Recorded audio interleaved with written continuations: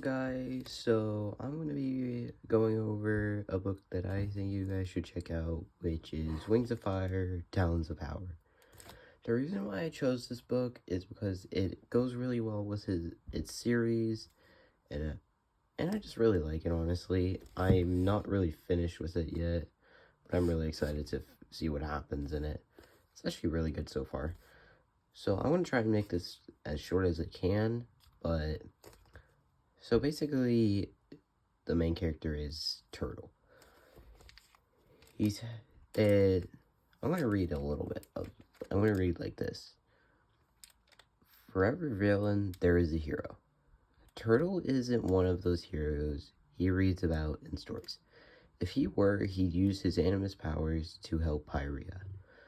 Instead of keeping his abilities a secret, even from his own sister, now that Darkstalker, the sinister and possibly old dragon from Pyria's most notorious legends, has returned, Turtle knows his own role is simple: hide and stay hidden.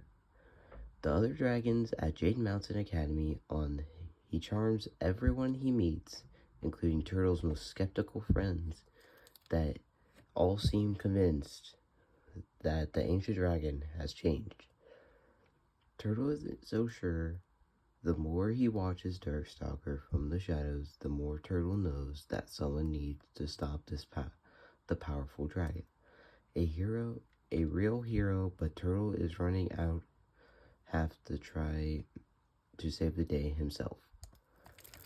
So that's really a good one. Here's the back.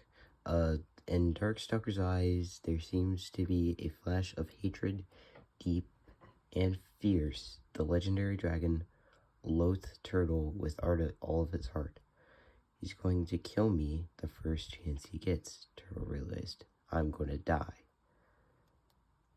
So, I don't really know who this guy is, but I think this is Turtle.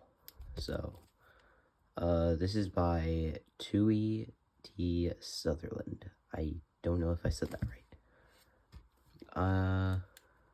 The first chapter is actually really long. All the chapters are really long, so I should have time for chapter 1. I'm gonna read like 5 pages. Actually, I want to read like 3. The nightmare rose out of the mountain, vast and glittering. Turtle had never seen a dragon so large. He'd never seen eyes so sharp. He knew instantly that this dragon could and would happily kill him in a heartbeat.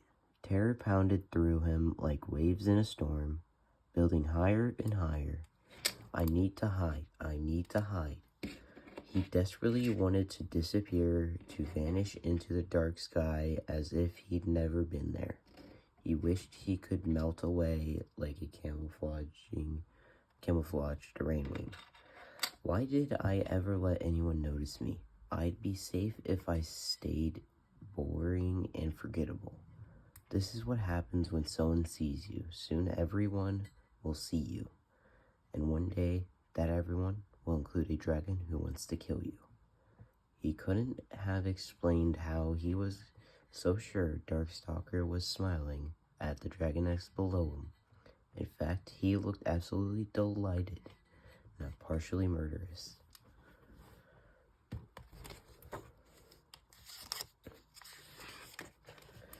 And yet, as his eyes darted past Turtle, Turtle thought he saw a flash of hatred there, deep and fierce. For some reason, this legendary dragon, the most powerful Nightwing who had ever lived, loathed Turtle with all of his heart. Turtle was sure of it. He's going to kill me the first chance he gets. This wasn't how he'd expected the story to end. Turtle had always loved stories. He loved histories and animus, tales, and stories of war, skyfaring pirates or enchanted treasures, the scavengers who speak and language of dragons. the lost tribes of faraway lands. But his favorite stories about heroes, especially the ones in the scrolls his mother wrote, since she was so busy with running the kingdom, writing her scrolls, and protecting her heirs, Queen Cora didn't have much time or interest to spare for any of her 32 sons.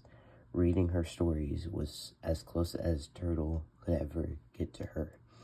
He loved scrolls about brave dragons who saved the day and stopped the forces of evil. One of his favorites was about a dragon named Indigo, who'd rescued the entire tribe from a deranged killer. Another starring an insignificant gardener named Droplet, who discovered a secret invasion of mudwings and fought them off before they found the hidden palaces. The more Turtle read these stories, the more he imagined a story of his own life. A story where Turtle was the hero. A story where Turtle battled squadrons of skywings and storms of the sandwings, all on his own. A story where Turtle stood at the gates of the palace and swung his spear and ferocious arcs, stabbing their enemies as strong as whale, while his older brothers, and the rest of the tribe cowered inside. A story that ended with his parents cheering and hugging him, and then his mother could write a scroll that was all about him. Turtle, the strong and mighty. Turtle, a tale of a heroically doing hero-type things. How Turtle saved the entire kingdom with his awesomeness.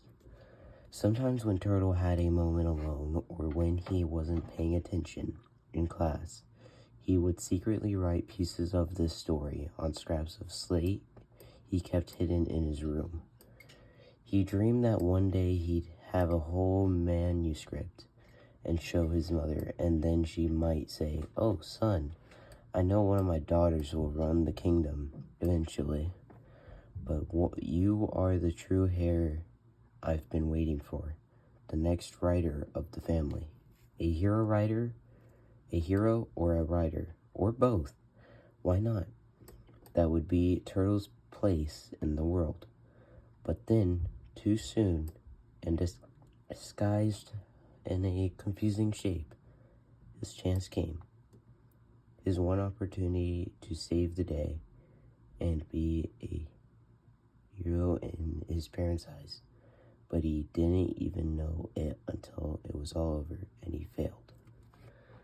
So, I'm going to end it off here. You guys should really read it. It's Wings of Fire, Talons of Power by Tuit Sutherland. I still don't know if I'm saying that right. It's a really good book. Anyways, subscribe, like, and subscribe. Bye.